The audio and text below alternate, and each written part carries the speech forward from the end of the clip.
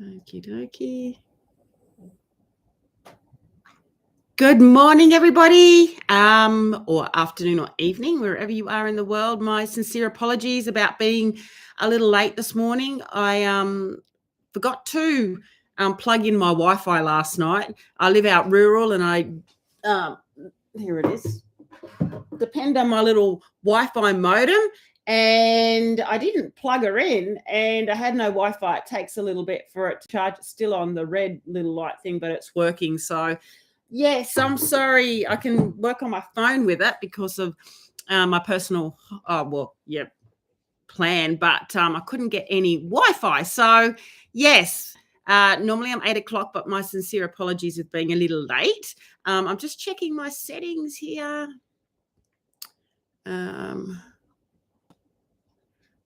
That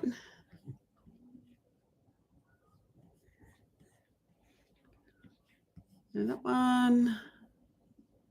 Cool. Okay. All good. I think everything is good. Awesome. Okay. Cool. Okay. So I'll just wait for some people to pop on. If you have a question, just pop it in the comments and I will answer it for you to the best of my ability. And yeah, this is our weekly Q&A that's now being done on YouTube. So previously I was doing it on Facebook. I'm in Facebook jail because Facebook's gone weird. And so I think actually I will stick to YouTube. It's a little bit more simple, and I don't get put in YouTube jail. So, okay. So I've got a couple of questions to answer, and I'm just going to go into my phone and pull them up. I've got my coffee here. I've got my dog, one of my dogs, Minnie. Say hello, Min. Hey, Min. She has to sit on my lap everywhere. Hey, everywhere. Every time I'm at the desk, she has to sit on my lap. I've got little Poppy next to me. Poppy, she's asleep, and all of them around. So I've got my dogs around me. Any questions? If you'd like to ask me a question, just pop it in the comments. And in the meantime, I will go into the comments here and pull up the questions from yesterday. Where am I?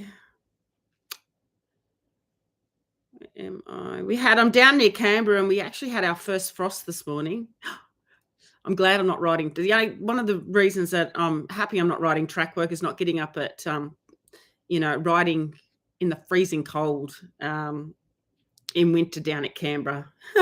Very cold. Hey, Sarah Backer, how are you? Hey, Min, yeah. Have you got, coffee and cat? I've got coffee and dogs. I'm a little bit late this morning. I didn't plug in my Wi-Fi. My little Wi-Fi modem, and it takes a little while to charge up. So, so sorry about that. Minnie's so beautiful. Minnie was a little bit cold this morning. Well, she shouldn't be. She was underneath the doona, but she's all good. How's everything going with you, Sarah Becker? How's your beautiful boy? I'll just find these questions. Am I in the right?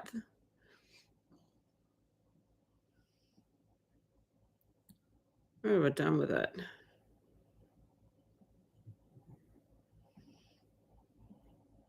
Now I've lost my questions. Oh, here we go. I've got them. Cool. What's the weather like over there? Because you're in California. California? Sorry, sometimes my memory's not the best. It's cold here, but the days have been beautiful. Okay. So I've got two questions. So, beautiful spring. I just thought it was the 1st of May yesterday, which is where you're going into your spring and summer, and we're going into our, we're in our autumn, winter. Awesome. Wonderful. I bet he's enjoying his turnout. He would, yeah, they're amazing how they can put up with being locked up. But how is he with picking up his feet? Is he improved at all, or you're not worrying about that too much at the moment?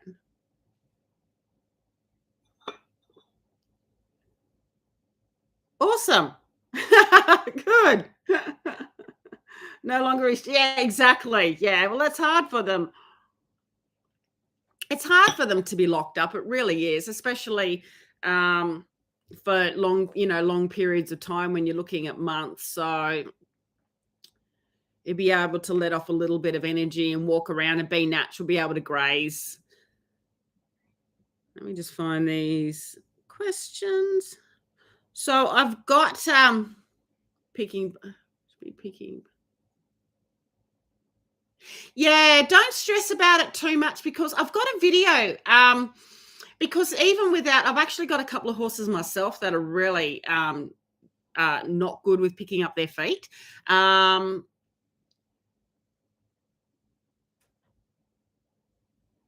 Yeah, well, so horses don't really understand logic. They understand. I have to get you. I meant to message you about my course as well, and I've got the retraining with Ty, which will be really good for you. But horses learn by association, and so he's not going to. He seems to. They're so smart. Horses. Well, so thoroughbreds are a very sensitive breed. And they pick up, so their level of they pick up information faster, so they'll learn faster, but also too they can learn faster bad habits, whether it's good habits or bad habits. They tend to learn faster and to work things out, whereas the cooler work things out quicker, whereas the cooler breeds may take a little bit longer, depending on how long they've been in racing as well, because sometimes if they've had an extensive race career, which your boy hasn't, he hasn't numbed down. Sometimes they can really habituate to all this pressure and really numb down, and it's a bit like chiseling away at a block. Like a block of stone, which is this Off the Track Thoroughbred that I recently had here. Ty was a little bit like that. Yeah, he is your special horse. They're so beautiful. They really are. They're amazing. I've got a YouTube video on picking up feet, and a couple of my horses that I've recently been worked with. One actually, I was going to bring him in. Yes, he didn't have a long race career, which is really good. It is. This horse that I had here, and some of my horses, some of mine actually didn't even get to the races, but others, because I've got so many. Some of them have had quite an extensive race career, and you do see the difference. This horse that I had here, he had years of racing. He had about he raced from 2 to 7, so 5 years, and he had quite a lot of starts. He changed trainers and that. So he was a little bit, and his temperament as well. He's a very lovely temperament, but he sort of switched off a little bit, dulled down. So it took a while for him to soften up to the aids and not to habituate to the pressure. He did a little bit of pulling his leg back, but I have got a YouTube video on picking up. I think it's picking up the hind legs. If I remember, I'll post it up in the group. It's I don't know if you've seen it. I'm working with Toppy, I think, but I've actually got 2 horses here, one Cindy, and it's just amazing. I wish I'd filmed it, because I couldn't. She's had a really dodgy foot. We haven't even been able to pick up her feet to trim, and she would just, her front feet, like really reef them out and strike out and everything. And I just did a little bit of work with her last week, and I didn't film it. I'm like, bugger, I wish I'd filmed it, because she literally improved within one session. So I'll redo that. I'll try and film it today. I'll bring her in today, but she's so good now already. Well, I'm not going to say she's good, but she's improved so much. So what I did, I explained what I did Not even thinking about, because her feet, like she had a big split up the front of her foot, and we couldn't get it to trim it. She never got to the races. This mare, she was a barrier rogue, and I know she was quite tricky in her in track work and that. So. But what I did is when we tried to pick up her foot, she would just, her front foot, so this is her near hind where she had the split, she would reef it out of my hand and strike out, like she would just be and pull back and everything. So all I did was, first of all, be able to just get her used to me being in a presence. She's also float, like you put her in the float. She went down. I can't float her. I have to truck her. I tried to float her and she went ballistic in the float, went down, and I had to pull her. She got stuck, so it was a bit of a nightmare. So she's got some issues. She's a beautiful big mare, but what I did is just the near hind. We could go first one and then the other, that, just to clean them again. Yeah, but they're able to do them, aren't they? They do get to do them. Yeah, with some fussing. So what you want to do is, without even thinking about picking her leg up, just stand next to her shoulder and run your hand down. Yeah, okay, chain through the mouth. Yeah, so this is where all your in-hand training will come in, and this is where I'll be able to teach all of that. I've got some YouTube videos with it, but you stop and go. Once his leg's completely healed, you'll be able to do all this with him.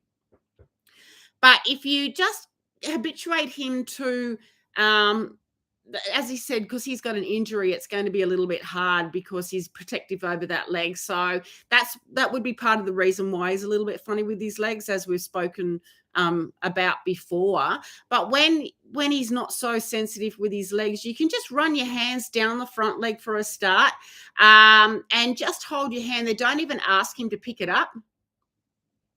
Mexican cowboys. Yeah, definitely a bit like the Aussie cowboys here. Different mentality, that's for sure. Yeah, just run your hands down his legs, and you can do this now, and don't even ask him to pick it up, but just actually let him habituate to your hand on the leg. So running your hand down his just start with his front legs, and then when he's not sort of anticipating his leg being picked up, so just like you're brushing, can you brush his legs? Yeah, they're beautiful riders. Yeah, they're quite often really good riders. Their horsemanship is just a little bit different. I suppose it's that more cowboy horsemanship. Not well, there's a lot of different approaches. Not all are the best for horses. There's a lot of, I think the Aussie cowboys here, you can touch them. Yep. So if you can touch his leg and he's nice and relaxed, what I do is, the chestnut on the inside of the leg, they dance. Do they really dance their horses? Wow. What, like dressage or?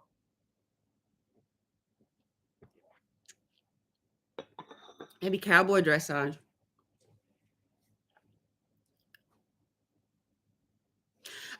So if you're running your hands down the leg, the chestnut on the inside, this is how I teach my horses to pick up. Yeah, as soon as I do a pull anywhere, he kicks to the side. Is that with his back legs or front legs?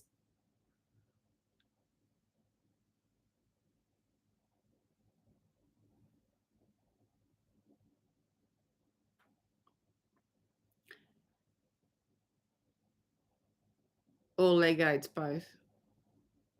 No, it's spinning, dancing feet, but higher speed, but also all leg aids. All legs. So as soon as you go to pick it up, he moves his legs. He moves around, does he?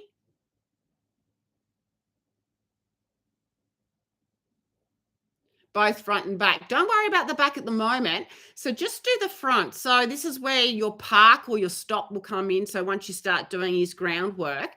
But before, you want to catch him. So if he's okay standing there, if you run your hand down his front leg and he's okay, so he doesn't move when you're touching his leg down around the fetlock and everything.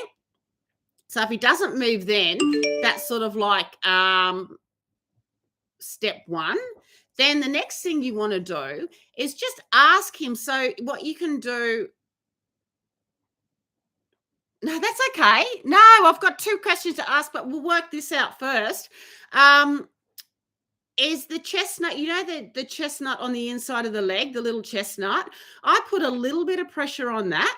And so a horse learns by association, as soon as you release the pressure, as soon as they do what you want, you release the pressure. So you do it in little baby steps. So what you can do is put a little bit of pressure on that chestnut.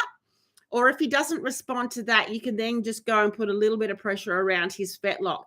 But I tend to just cradle, like just run my hand down. I put a little bit of pressure on the chestnut as soon as he goes to lift up the leg. So stay with him. If he goes to move, this is where you need to follow his movement. So if he goes to move when you are putting a little bit of pressure on, the goal is not to release the pressure, because what is happening as soon as you go to put pressure on and he moves and you release the pressure, he has learnt that to release the pressure, he moves. So the way to get rid of your hand is to move.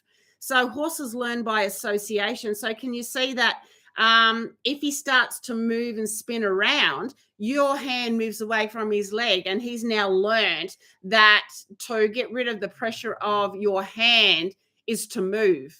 Does that make sense? So what you need to do is you need to teach him a different association. Horses learn by association. So in his brain, he has learnt that as soon as you go to pick up his leg, if that doesn't work, what do you think about giving him some treats? You can do positive reinforcement. Yeah. So I'm not a big one on treats, but you can do it. So you have to learn, and this is lessons that I've got coming up, is going into 2 lessons, and I'm just about to upload them. It's taken me ages to do them. How horses learn. So horses learn by association. So you can do treats, but I recommend combining, well, this is equitation science, combining negative and positive reinforcement. So food is good, but they can get a little bit anticipating with food. But you want to first teach him pressure and release. So the first thing you need to do is to make sure that he's responding to the right pressure. Yeah, absolutely. Get him on track with the situation for sure. So you want to be able to reward him correctly. So you want to be able to, as soon as he lifts up his leg, release the pressure. And then you can give him positive reinforcement by a scratch on the wither. So I really like to combine. So positive reinforcement, horses are very tactile, but off the track thoroughbreds, once again, they've been a little bit disassociated with the whole tactile thing. But you can, once he's lifted up his leg, okay, you've released the pressure, then go up, give him a scratch on the river, then a treat.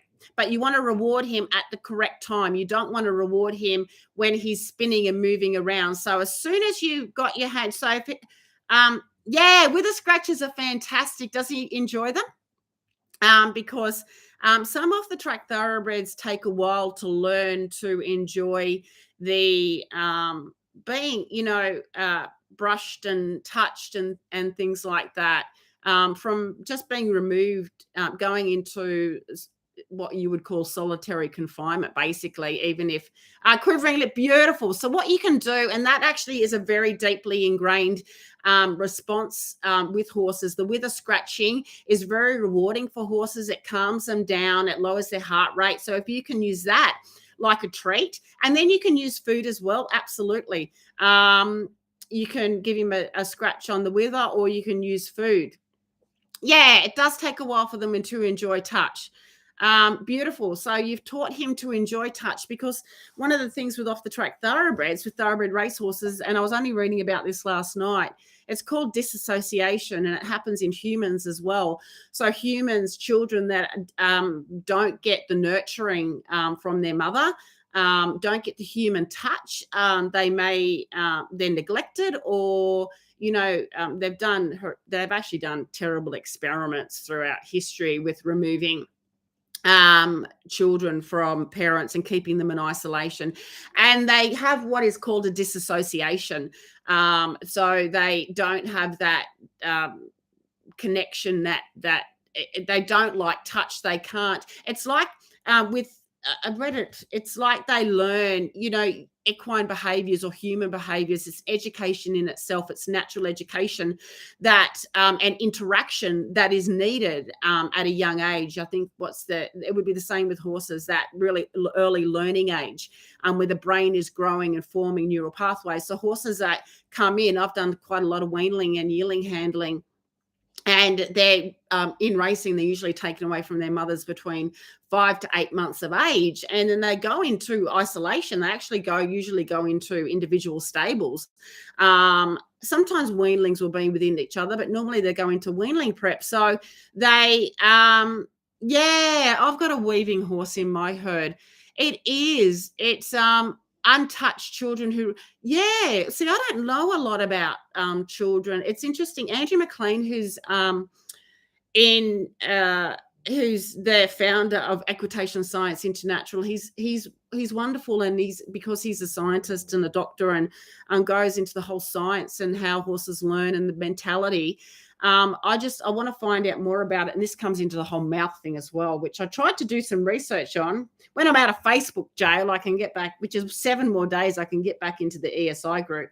But it's a real disassociation. So it's like you have to go back, and I don't know how they do it with humans, but horses are the same. And I really feel like thoroughbred racehorses experience that. Sometimes in some stables I've worked in, they can be yards where they can reach over and touch each other, which is really good.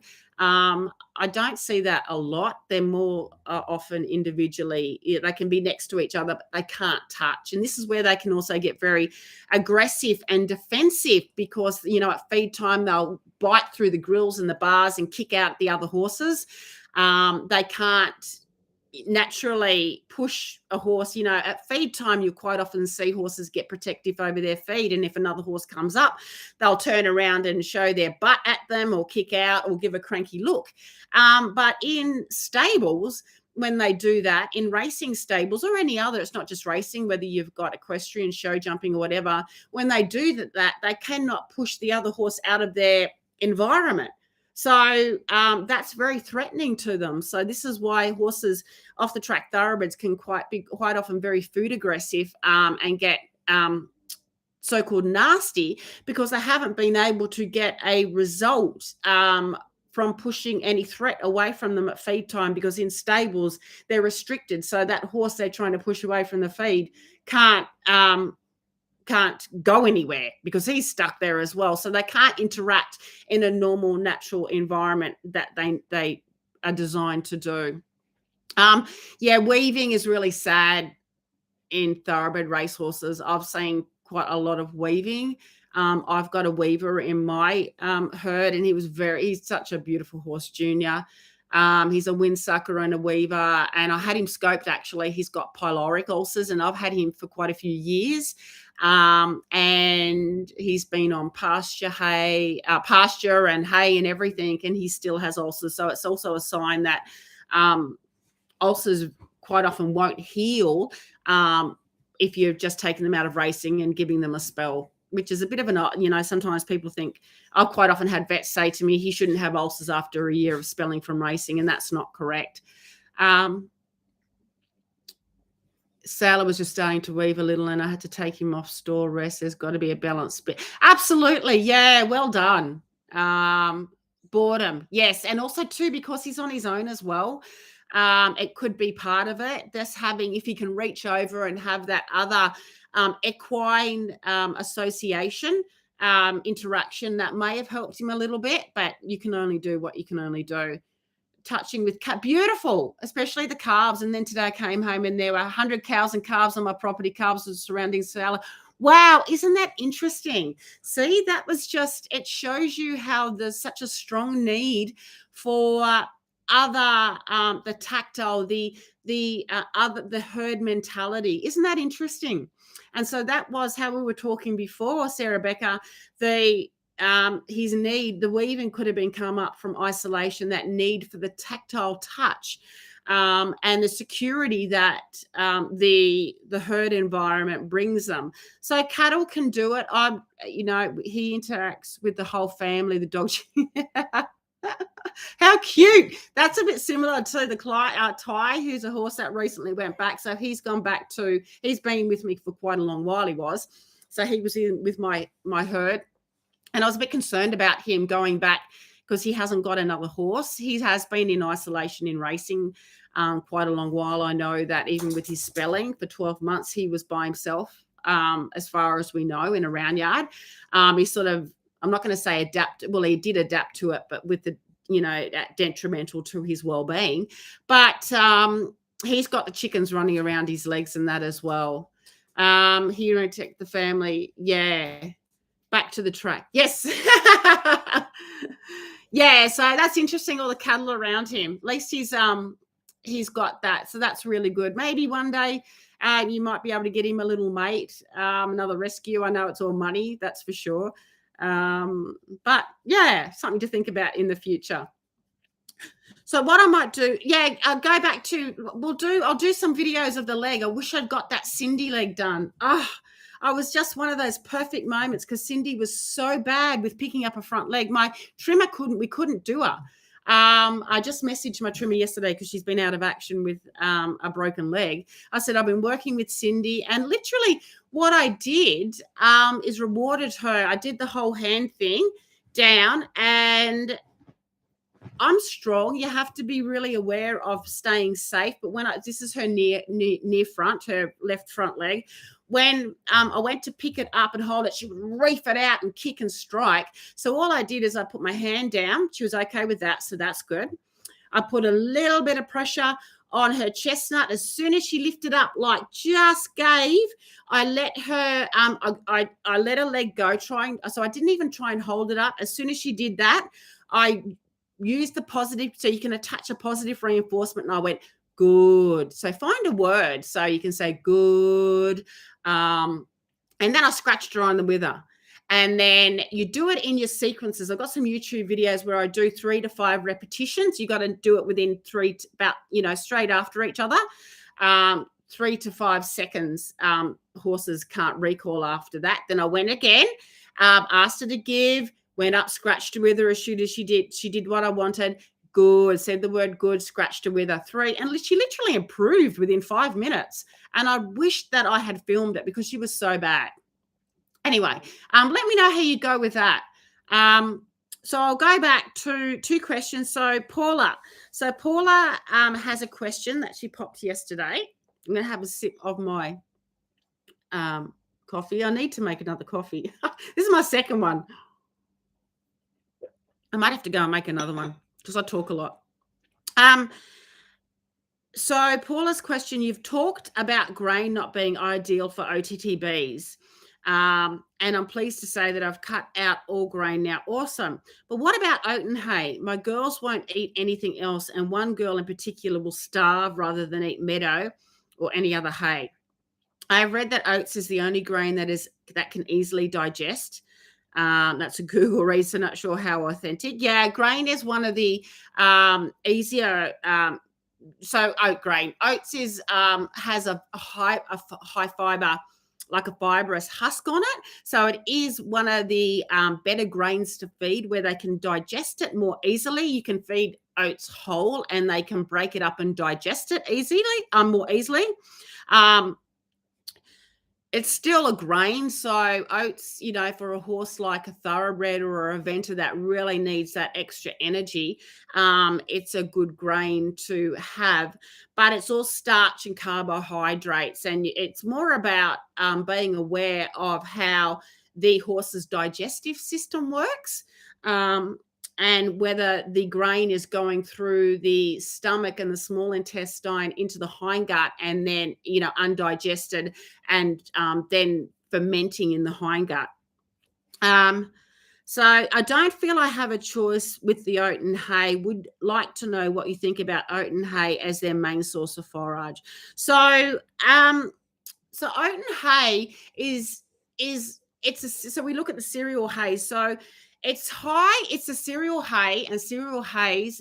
It's not so much the oat on the end, but it's the starch, the non-structural carbohydrates that we're looking at in the horse's diet. So non-structural carbohydrates are the level. It gets a bit scientific here if you go into it, but your non-structural carbohydrates are the level of starch and sugars that are in your feed, whether it's oats, hay. Any feed, you have your level of structural carbohydrates, non-structural carbohydrates, and it's whole structural carbohydrates. So your structural I might be wrong here. Structural carbohydrates are your fiber, like your that's not the sugars, it's your fiber contact. Your non-structural carbohydrates are your sugars and starches, which are fructans, and your sugars. I'm having a mental blank at the moment, but with horses with so for instance, we all know that a horse with laminitis or Cushing's or metabolic syndrome, you want to keep their non-structural carbohydrates down low. And they usually say, look, you look at your laminitic safe horses down below 12%. Like with your laminitic horses, you want your non-structural carbohydrates to be down to around like your high gain zero feeds and that, which are for laminitic horses, are horses that are prone to laminitis, around 8%. So keeping, like any horse, you really want to keep your non-structural carbohydrates down low, because the higher the carbohydrates that they get absorbed into the bloodstream, a little bit like us eating sugar and lollies, and then they go into the bloodstream. It increases insulin levels, and then it can cause all those problems like blood sugar spikes. A bit like one of our members, we were talking about, she was feeding, she had a massive change in a horse's temperament. He went really spooky, just changing his feed just over the last few days. And that was just a big spike in blood sugar. And that was feeding a feed with wheat in it. Wheat is really high in non-structural carbohydrates. Now with Oaten hay, it's a cereal hay and it's high in non-structural carbohydrates, Paula. So it's not ideal to feed, I don't know what my laptop is making bing noises here. It's not ideal to feed as the main source of forage. So because it's high in sugar and starch, so it's a bit like the candy of hays. It's okay if your horse hasn't got, like, if they haven't got any problems with laminitis or founder or behavior problems or anything like that. It's a very fibrous hay, so it's nice and stalky. With any hay, you want to make sure that it is clean and fresh, as I'm sure you do. What I find with depending, so are you feeding small, like are you feeding in a hay net, or are you feeding as a round bale? With any hay, I find round bales that you put in the paddock. I never have any luck with round bales, very, very little luck. I find that they can be stale, they can be a bit moldy if you can get in, but not even moldy, but just not really fresh. So as you get in, you don't really know what you're getting, and you can't really look into it, get it right into the bale. So I don't like I'm not going to say I don't like round bales. A round bale is fantastic if you can get a good bale. But with your cereal hays, I'm thinking maybe depending on what type of hay, if they're not liking the meadow hay, what type of meadow hay are you getting? Because meadow hay can be an issue as well. So we're looking at, with any type of hay, we're looking at the non-structural carbohydrate contact that you want to keep low, because 75% of the horse's diet needs to be forage, long stem type of forage, at least 75%. Your other 15%, 25% can be your hard feed and everything. But your long stem forage, so if it's the main source of forage, you want to make sure that it's low in non-structural carbohydrates, which is, you want to sort of look at the 12% down. Hey, Paula, how are you? I think I'm going to have to make another coffee. I'm getting, I talk so much, and I'm got quite a lot of interest. So with your Oaten hay, now I used to feed, once again, all this is a big learning curve, because I had a lot of problems with my horses. I'm not going to say had a lot of problems, but I was a big, I'm feeding in hay nets now, slow feeders. Go get a coffee. I will. I'll go get a coffee. I'll be back in one moment. Minnie's like, the slow feeder hay nets are great. So I'll just make a coffee. Oh, my dogs are asleep.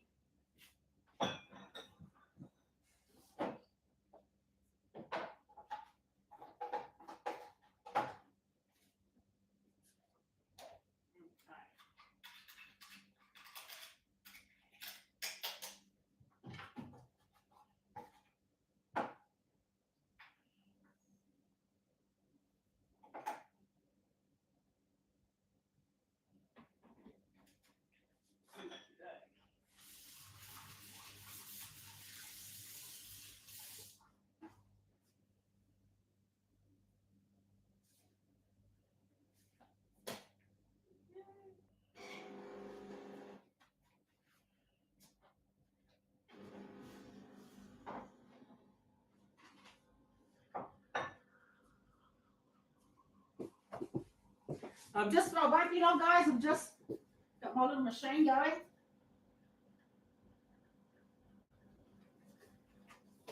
Okay.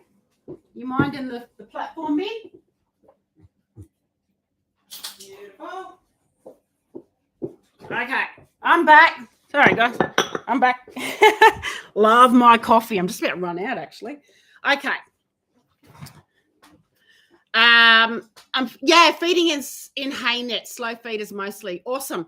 So that's what I do as well. So Oaten hay as a sole source of hay. Have you got pasture, Paula? Have you got grass, or there's not a lot of grass there? So oaten hay as a sole source of fiber is going to be too high in your sugars and starches.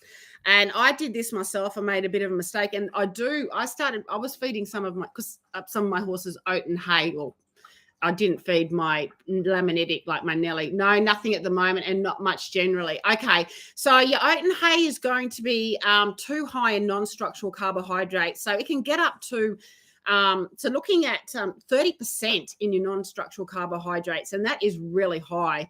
So comparing that, your Rhodes hay, teff is, I feed some teff when I can't get Rhodes, and sometimes I mix, but looking at your safe hays, you're looking at around 12% non-structural carbohydrates, and looking at laminitic safe feeds, you're looking at 8% to 12%. So comparing that to your average oaten hay probably sits around 22% non-structural carbohydrates. So it's definitely too much to have as a sole source of hay. So once again, it's like us eating, it's like candy, and that's why they love it so much.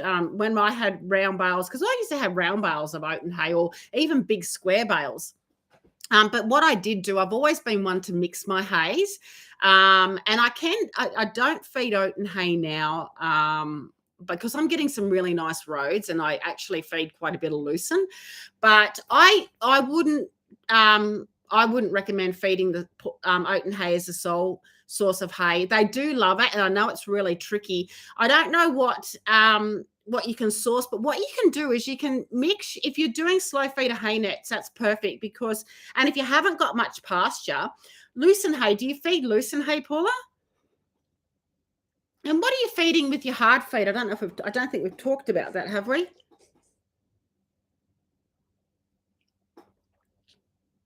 Because what I do, so I'll give you an example of what I do and what you can do. You can still feed your oaten hay if they're not having a problems. What were those terms? Is it, yes, do feed lucerne, but one girl is not keen. Okay. Sarah Becca, lucerne is alfalfa hay over your way. So lucerne, we call it lucerne here in Australia. Do you have oaten hay over there, Sarah Becca? Your cereal hays, like your cereal hays are oaten hay, wheaten hay, ryegrass is a cereal hay, and they're all high in non-structural carbohydrates. Yes, the one with the T, teff.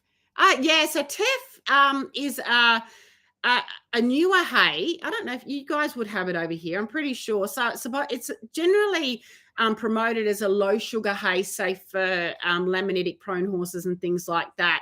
I don't know if they feed it to any other stock. We can't. Yeah. Do you have Rhodes hay over there? I think you have over there. It's like your low sugar haze that they say is safe for laminitic prone horses. But I think ideally, yeah, okay. Yeah, I'm not familiar with the haze over there, but anything that they generally promote that is safe for horses that are prone to laminitis is a really good feed. So I would you can combine your Oaten hay in your slow feeder hay nets and mix it around, Paula. So if you can get Rhodes is a beautiful, that takes a while for them to get used to it. And my horses turned their nose up at it. They really did. They were like, don't want anything to do with it. And they will stand in their yards and not eat it. But they'll eat it when, I think it's a bit like, this is what I look at it. If they're eating a lot of Oaten hay and it's like we're eating, just like chocolate and chocolate and chocolate. And then instead, all of a sudden, we don't have the chocolate and we're given an apple instead. And it's like, it just doesn't do it. And your body's craving it. And also too, it's going to change the blood sugar levels. So I would combine the Oaten hay in with lucerne. If they're not keen on it, maybe mix it up. Lucerne's really good. Lucерne's really good for horses because it's it's got a good calcium level. It's got good protein source. It's a safe feed generally. It's low in your non-structural carbohydrates. So the ideal thing for horses, especially if you haven't got pasture, is to give a combination. So you can mix your lucerne, your pasture, and Rhodes hay and some teff hay. That's what I would do, and that's what Nerida Richards actually recommended to me. So Nerida is the equine nutritionist for Feed XL, and I was having a huge amount of problems with my pasture here, and she recommended Oaten hay for my horses that aren't prone to laminitis or anything, but to mix it up. So horses love a variety of different types of forages. So that's what I would do, is I would try, because they're not wanting to eat other not wanting to sort of eat anything else now that they've got the Oaten hay, is I would combine it, mix your Oaten hay, but balance it out with a mix of lucerne hay. And if you can get Rhodes, can you get Rhodes over there, Paula? Rhodes or teff hay? They won't. Sarah, pelletized alfalfa. Yeah, beautiful. That sounds nice. Grown on high mineral land. Yeah. Do they eat Rhodes or teff, Paula? I love Rhodes. I like teff too. I currently have Oaten hay. Hey, Kate, how are you? I'm looking at changing them over to prime lucerne only, and there is heaps of pasture for them. Yeah, so the pasture, I have a lot of problems with my pasture here because I'm on cool season grasses, and it's can get quite high. The same thing as Oaten hay can get quite high in the fructose, your sugars and starches. Try them on the Rhodes and teff. If you can get a nice teff, horses tend to love teff. If you can get a combination of your Oaten, because they like the Oaten, that's okay, but don't have it as a sole source of hay. Combine it, mix it to make a little bit of get sort of like chefy with them. That's what I do. I love making horse feeds. And mix your Oaten, your teff, or your Rhodes and some lucerne. Get maybe 3 different types of hays and mix it up in their slow feeder hay nets. And if you can gradually wean them off solely on Oaten, I think that would work really well. And then you've also got a combination of different protein levels. Rhodes hay has it's got some protein in it.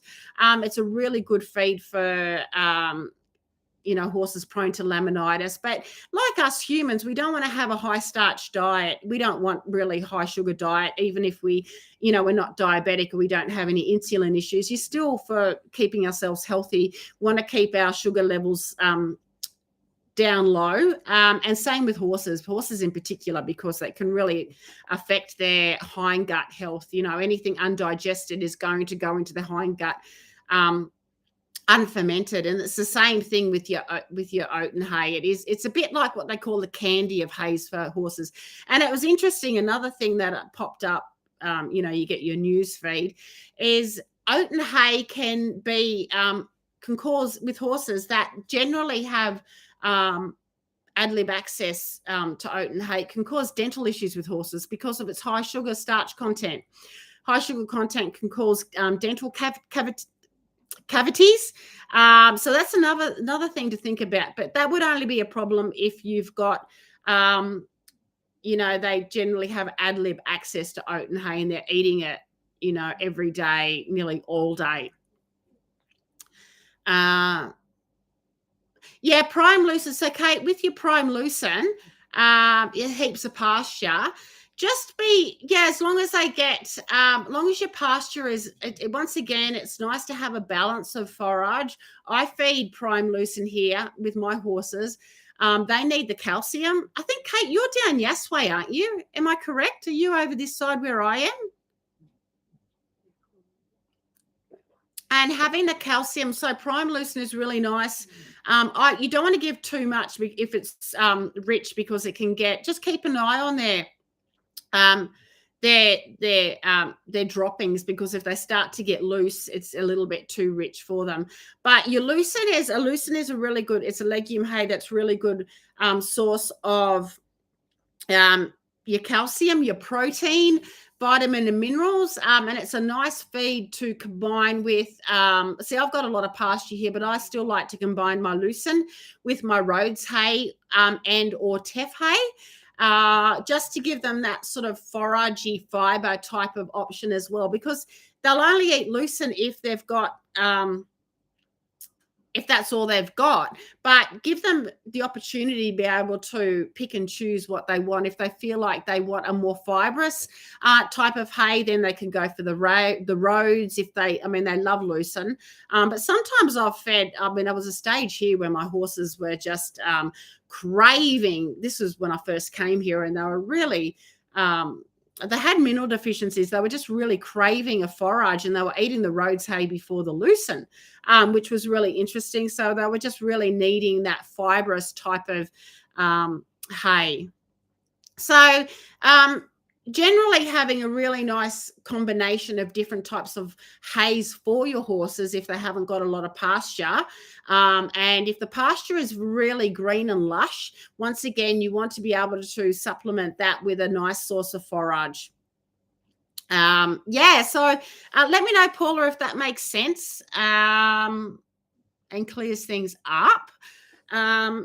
What I'm going to do is to move on to another question. I have a poor doer that goes through a round bale of 8 hay. Wow. Okay. So what are you feeding? Awesome. No worries, Paula. What are you feeding? Paula, what is your hard feed? What are you feeding as their hard feed? So, Kate, the Oaten hay is going to be high in non-structural carbohydrates. And if has he got a round bale just out there eating ad lib, has he? And how long has he been off the track for? Because it's interesting that, so poor doers, it's like we have to heal if he hasn't been off the track for a long time. It usually tends to take about I'm finding it's like this year mark where their whole gut health and changing the environment of how I'm going to try to say this, but all their healthy bugs, like our healthy gut bacteria in the hind gut, I'm finding it tends to take about a year for them to be able to digest the your more high forage, low starch diet that they've come from such a high concentrate, high grain diet in racing. And so they've got all these different their gut microbiome is very different. And it's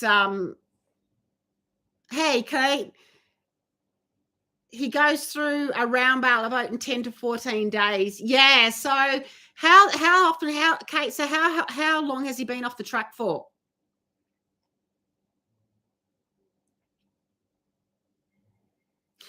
Because he's a poor doer. Is that his gut microbiome? So it's interesting because he needs to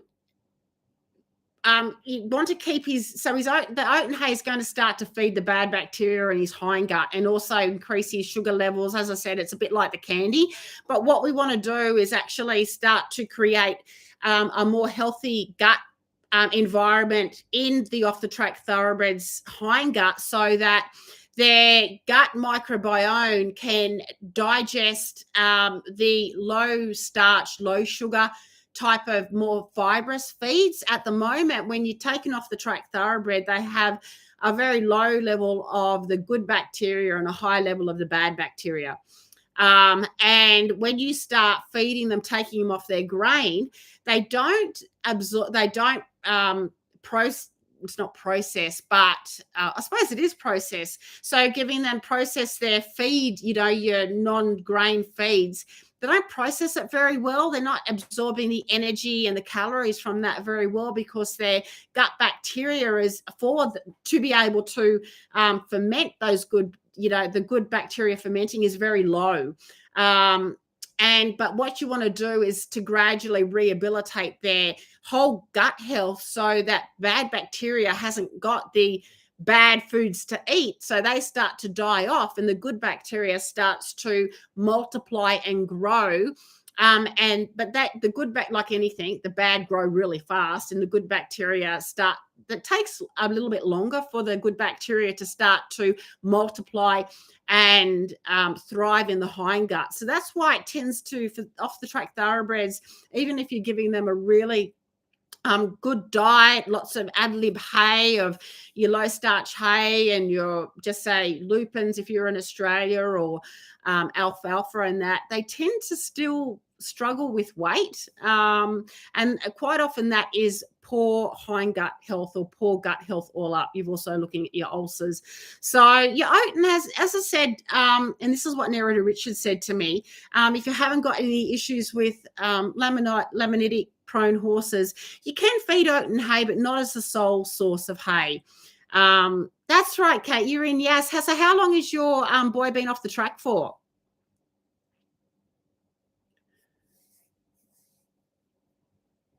I wonder if I know him. Did he come from a local? Have I asked you this? I get a lot of people. I get a lot of messages on that.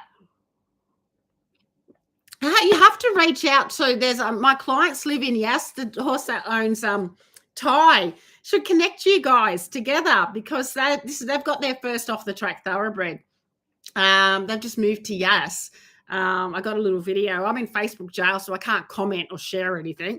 But they went out for their first ride outside the property. So it was pretty cool.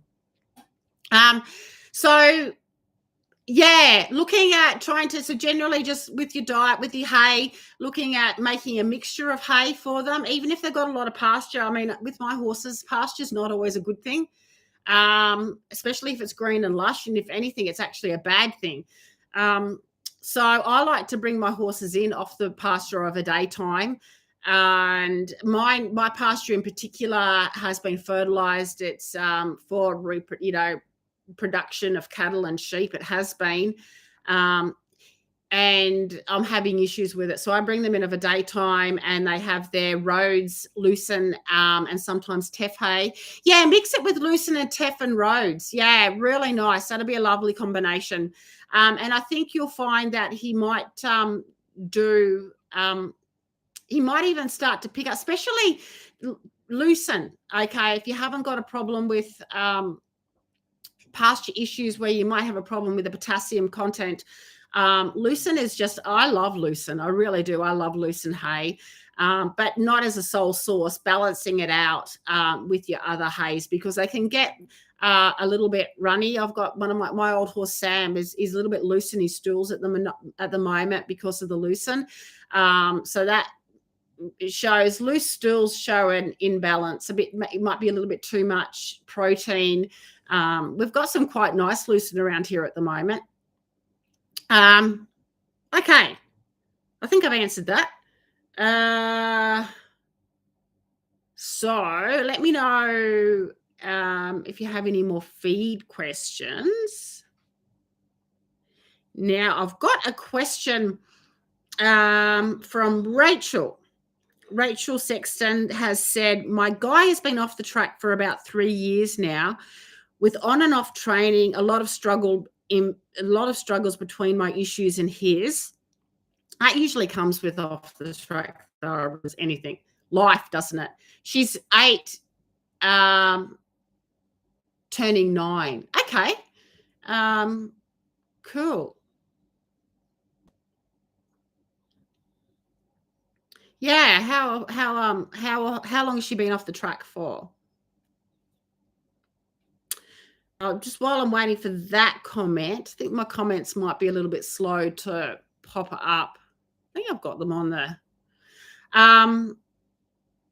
So going back to Rachel's question, my guy has been off the track for about 3 years now with on and off training, a lot of struggles between my issues and his, and recently seems to be channeling his inner racehorse on the lunge line. And on our last ride, he spooked and went into a gallop after the mares in the pasture, bordering in the arena, came cantering up, maybe further triggering racing memories. What's the best way to work through these triggers? Yes, I had the same thing, actually. She's on full care adjustment and limited feed options.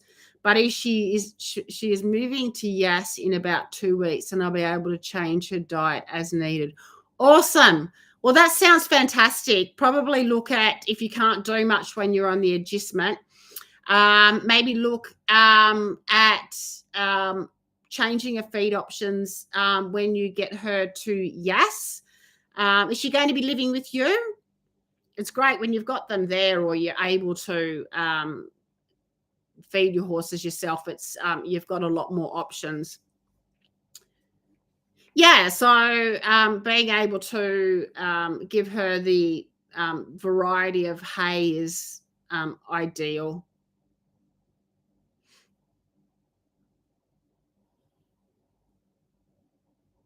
Cool. Okay. So back to Rachel's question. I'll read it out again. My guy has been off the track for about 3 years now with on and off training. A lot of struggles between my issues and his. And recently seems to be channeling his inner racehorse on the lunge line. And on our last ride, he spooked and on our last ride. So he spooked and went into a gallop after the mares in the pasture bordering the arena. Came cantering up. Maybe triggering racing memories. What's the best way to work through his triggers? So, Rachel, I'm not sure if you're online or not, but just wanting to work out if you were, so the mares, from what I'm getting here, our last ride, he spooked and went into a gallop after the mares in the pasture bordering the arena.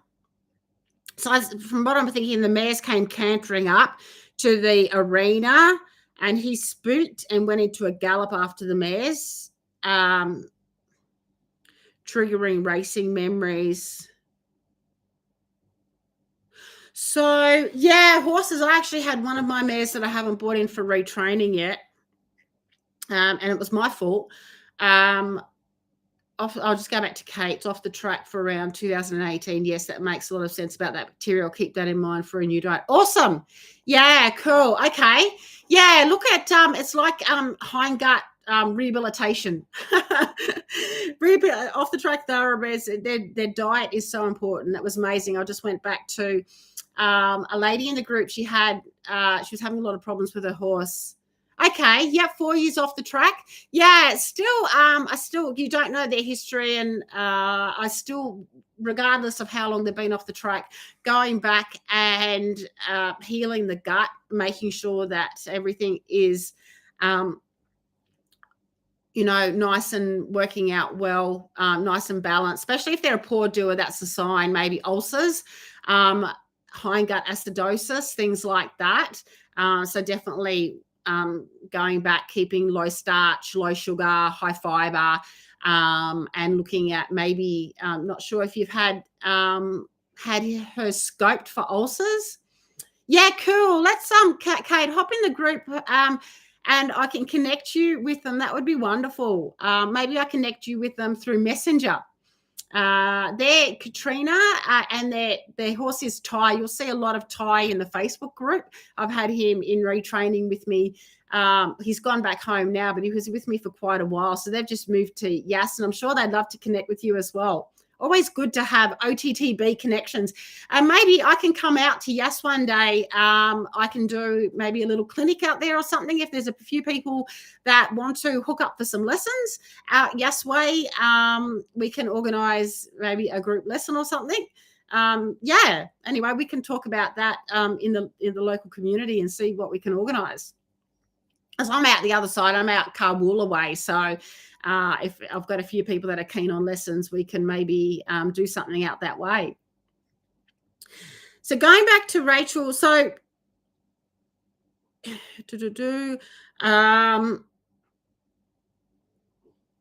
yeah, flight. So if I'm getting correct, either lunging or riding. So I'm trying to work out. So he spooked and went into a gallop after the mares in the pasture. So I'm wondering if he was on the lunge line. I'll go back to your question. He recently seems to be channeling his inner racehorse on the lunge line. And our last ride, he spooked and went into a gallop after the mares. So what we want to do, and I had a similar situation. It was my fault. I think I'll go back. I was putting Nina. So Nina I've had for a while, but I haven't had her. She hasn't come into retraining, and she gets a little bit of separation anxiety. And I've had this, I make the mistake of, you want to try and avoid horses galloping around them. If you haven't done the groundwork and the retraining. So I'll give you my example with Nina. I had them in the yards and I started putting them out.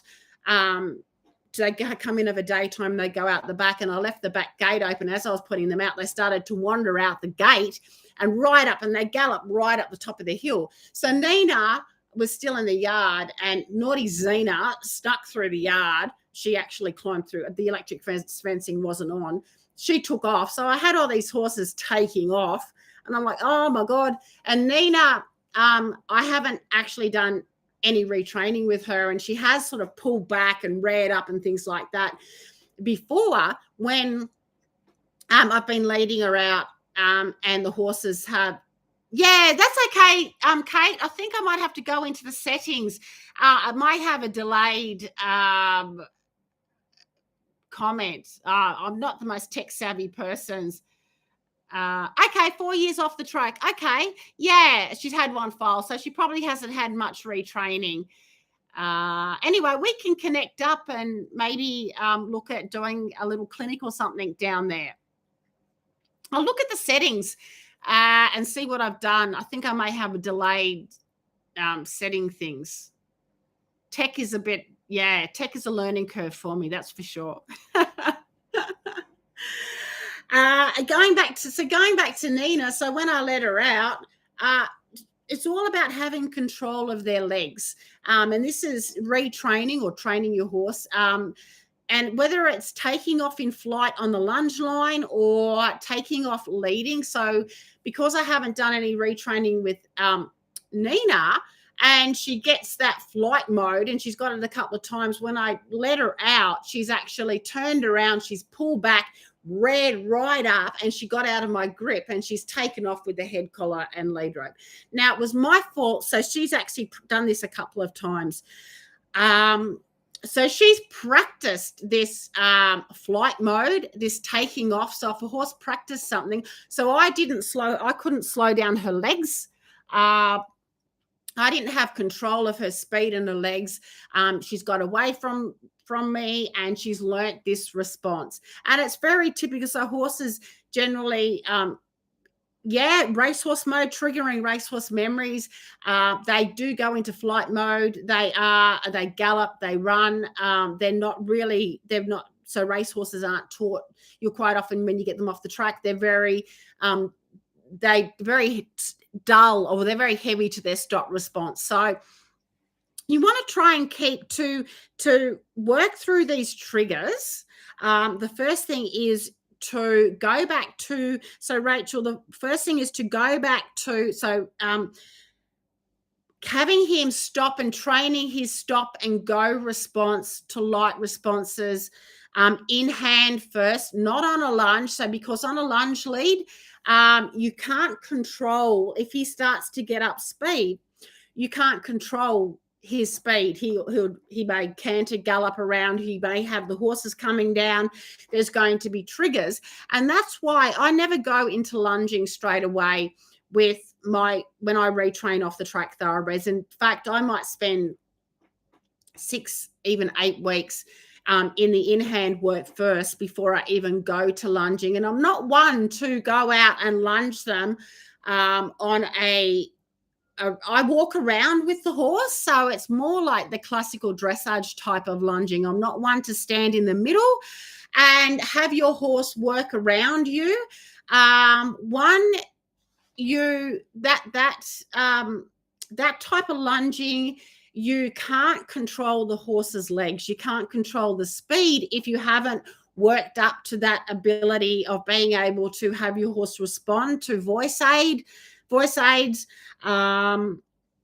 You can't teach them to work in a correct posture if you haven't done all the groundwork first. So I'll get a sip of water because my mouth's getting a bit dry here, and I'll explain how to work through these triggers.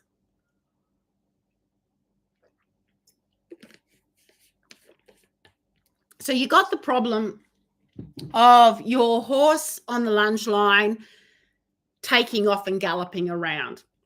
So that is a sign of not having any stop and go, not being clear to the stop and go response. So I would avoid lunging and instead go to your in-hand work. Now, this is equitation science, training your stop and go in hand in a head collar and lead rope.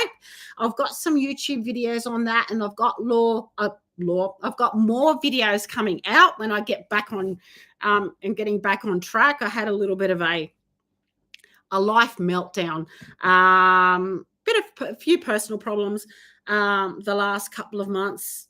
So my apologies for being a little bit behind in my content uploads. Life happens, doesn't it? But I'm back on track. I'm in the zone again. So I'll get a lot more up for you. But I have someone working with Tommy and Sam, and teaching. The first thing you want to start with any off the track thoroughbred is, before lunging, is teaching your stop and go in hand. So you've got your head collar and your lead rope.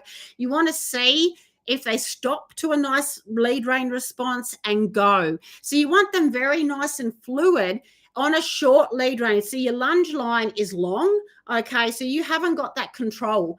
You also may have the trigger. I don't know if you have a lunge whip, but you may have the trigger of the lunge whip. So I go into habituating the horse to the whip as well. This is all equitation science training.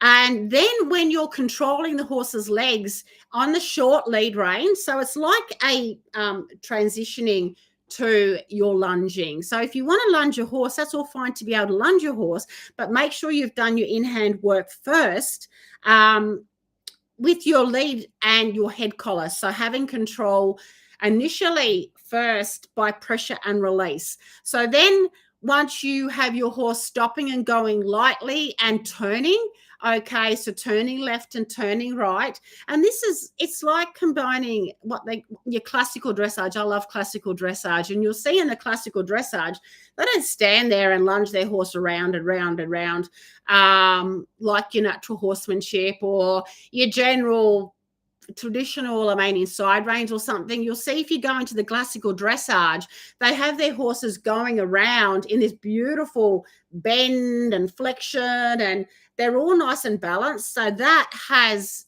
they've got that that's a symptom of all the in-hand work that they've done first. When they lunge their horse in classical dressage, it's done in rhythm, and it's taken a long while in hand first to be able to get their horse going around like that. So it's the same with any type of correct training. If you want your horse always working in having control of their legs and having control of being able to teach them to work in a correct posture. Now, this is interesting. We're coming from an off-the-track thoroughbred side, because our off-the-track thoroughbreds do not have a correct posture. They've been working, they're bred to race, go in pretty much round large tracks in a straight line, flatten out, working on their working on their forehand quite a lot of pressure and demands put on their body. They go into racing really young.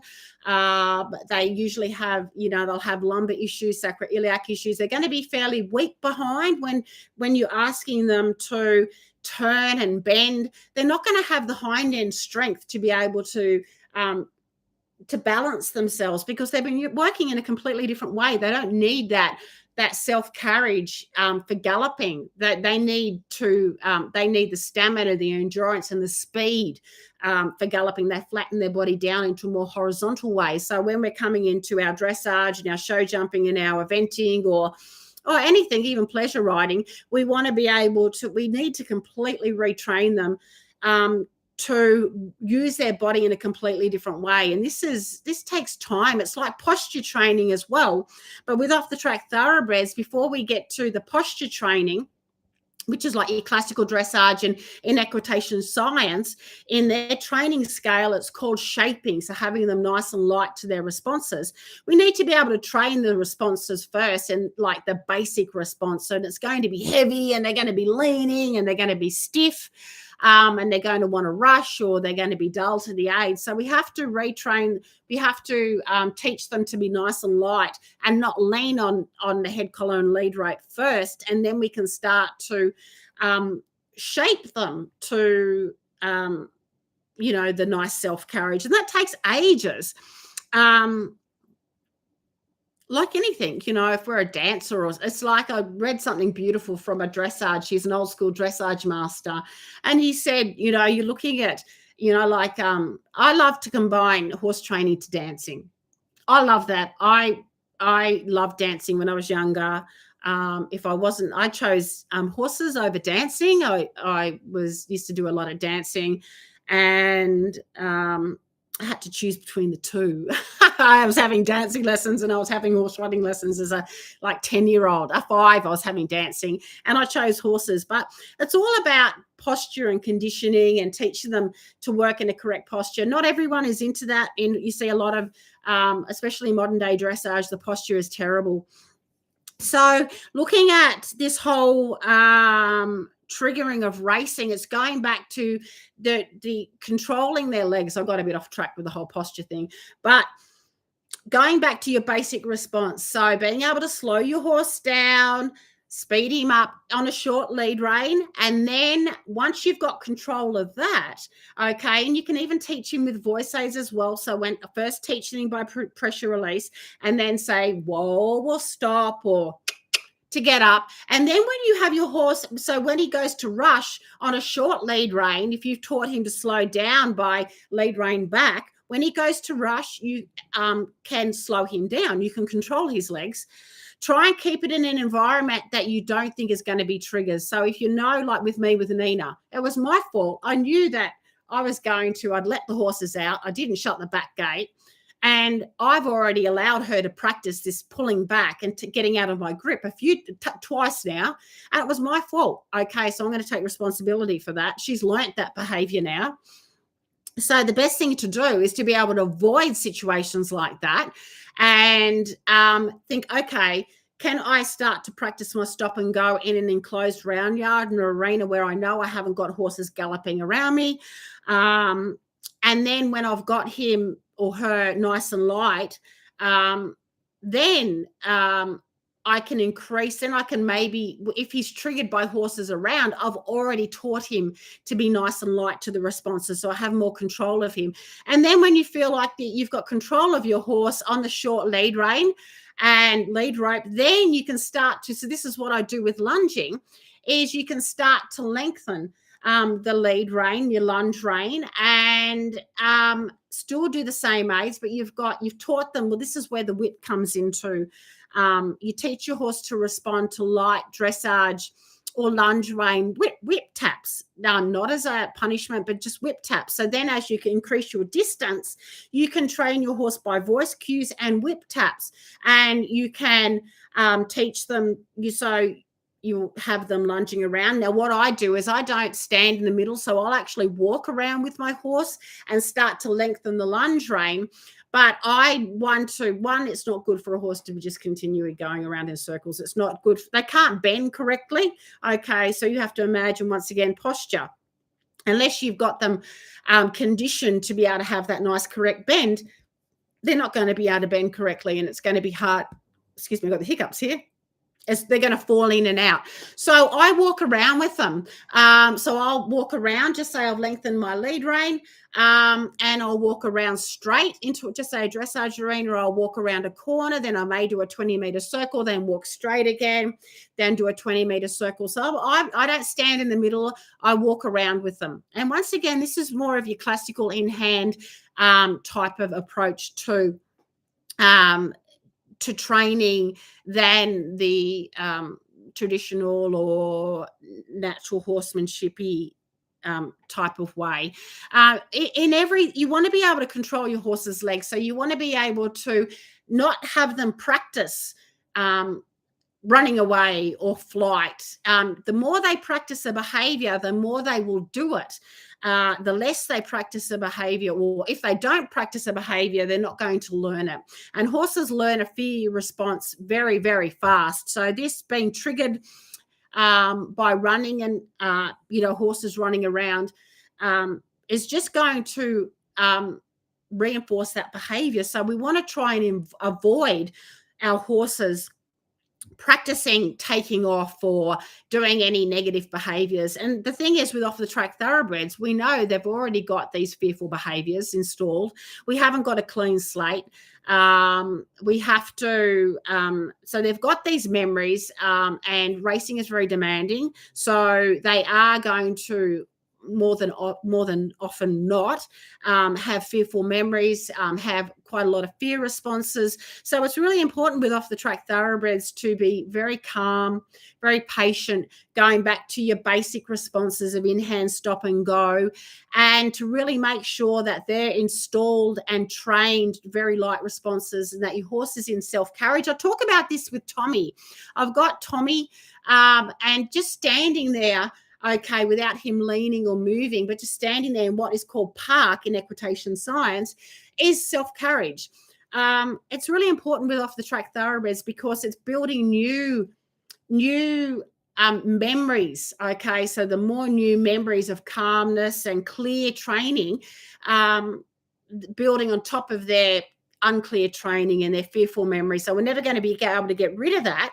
But if we can teach new memories and new associations with our Off the Track Thoroughbreds and build more and more and more over the years and years and years, then the more positive it's going to be. So it's important to try and avoid any situations that may trigger, like me, my mistake with Nina. Okay, I've triggered this, and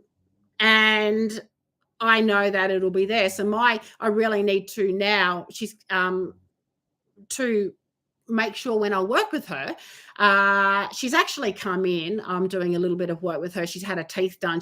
I'll video all her retraining with Nina. She's really interesting because she's a little bit of a sensitive mare. She's a windsucker. She never got to the races.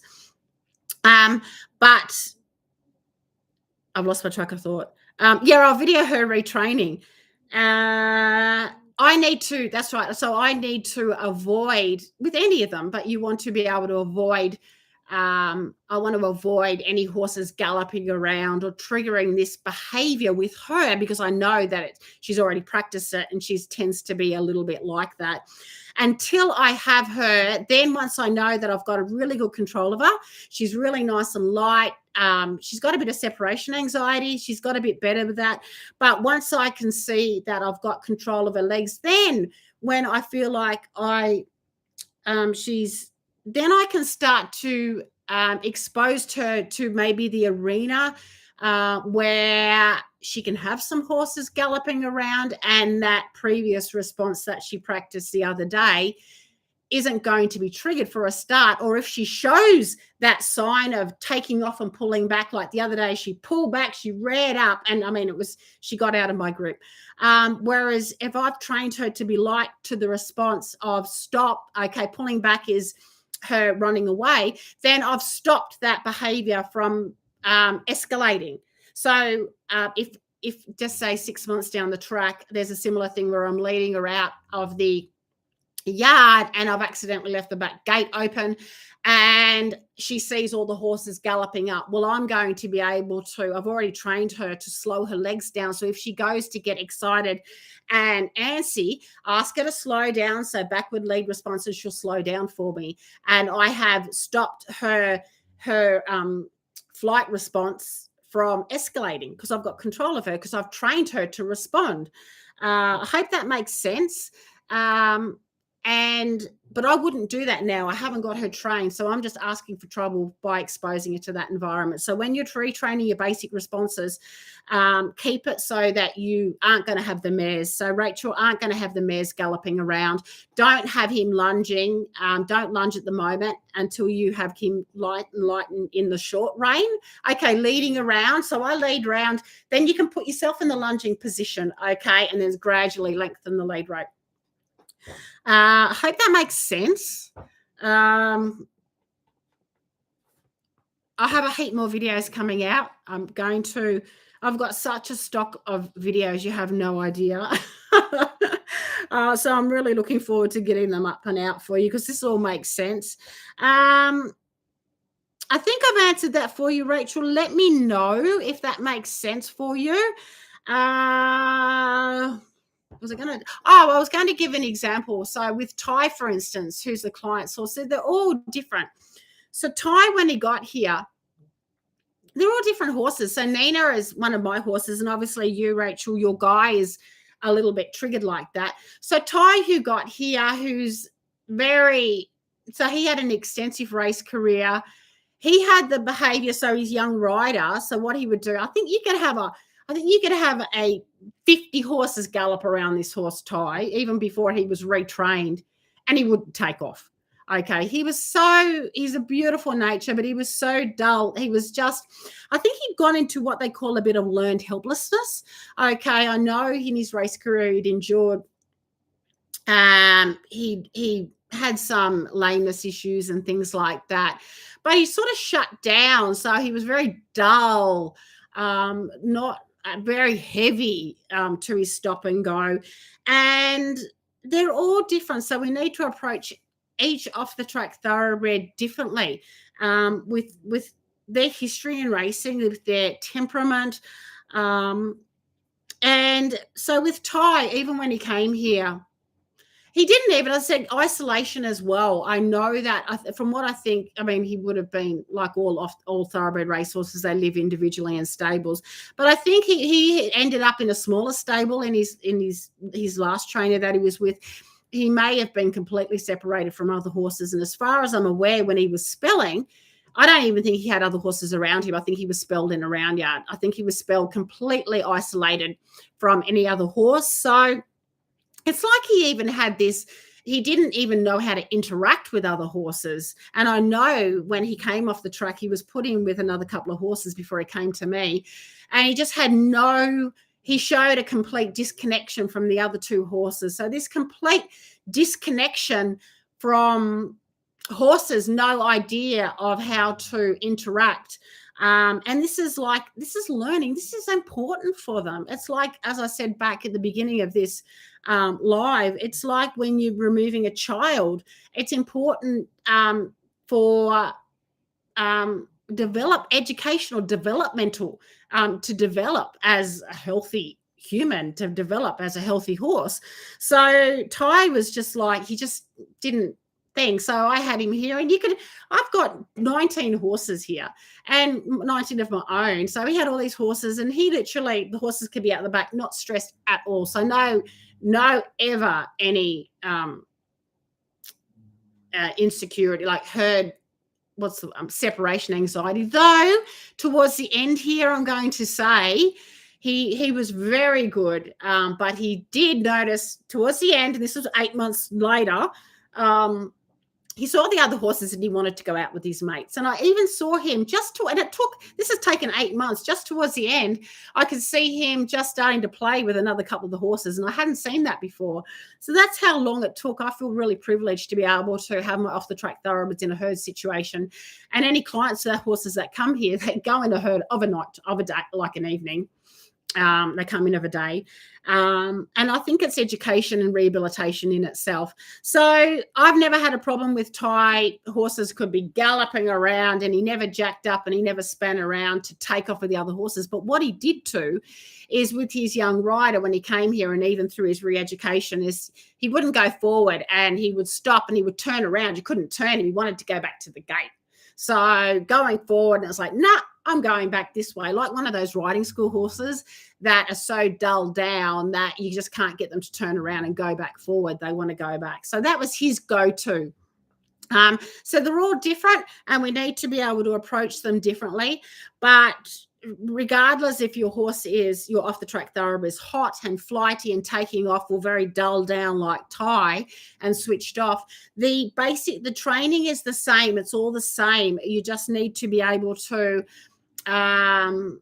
approach it. You're training your basic responses to stop and go. You're controlling the legs. So even with Ty, like it was trying to get up, even towards the end of his training, keeping him forward and active and up and using his back. I mean, was what I had to do. Whereas if you've got a hot, flighty, tense one, like my first off the track thoroughbred, which had I known what I know now, would have been completely different. But I struggled with him big time because everything was like tense and rushy and choppy, and he was just like, I had no idea what to do. I couldn't get him to slow down. So that they're even harder to work with than your dull down horses. So with him, I look back now, so I would have had to really slow his legs down and get him to relax. And that's actually harder than getting a horse to, go forward. But it's the same thing, slowing their legs, speeding them up. It's just working with, working with your basic responses and avoiding situations that are going to trigger flightiness, running away, until you feel like you've got control. And then you can gradually expose them to environments that they'll be able to cope with, and you've got more control so they're not triggered. Anyway, I hope that makes sense. I've talked for a long while. I've been talking for about an hour and a half. So any questions, pop them in the comments. I think I can get back to the replay here and have a look at your comments. A long live today, so thank you so much for joining me. I am out of Facebook jail next, I think this in 6 days. So yay, I'll be back in the group as normal. I haven't been able to post and be active I haven't been able to post it all on my Facebook page. And in the group, it's been a little bit hard for me to be able to post because I can't do it on my laptop, which I'm on now. I have to go into my phone and log out and get back in as a different profile. And then I can't post the things that I want to post. I can't be interactive. I don't see the thing. So it's been a little bit hard for me. But I've only got 6 days and I'm back as normal. I'm back on my Facebook page. And everything will be back to normal as like that. And I've got more content. I'm actually going to do 2 content things after this live. I'll make another coffee and I'll get some things up into the academy and today. And so once again, thank you for joining me. I am going to let me know, guys, if you want me to keep doing the live on YouTube, or if you want me to go back to the Facebook. I think YouTube's pretty cool. I think I can do it both, actually. I think I can live stream in all of them. That sounds real tech savvy. Hey, how do I do that? I'll have to work out how to do that, but I'll try and live stream both on YouTube and Facebook. We'll see how we go. Anyway, have a lovely day or evening wherever you are in the world. Thank you for joining me, and I will see you in the group, and I'll see you soon. Bye. Oh, Minnie can say bye. She's dead sleep here. Minnie. Oh, my God. Do you have to pick me up? Say bye-bye. She's so cute. Poppy snoring, or she was snoring before. Okay, see you guys.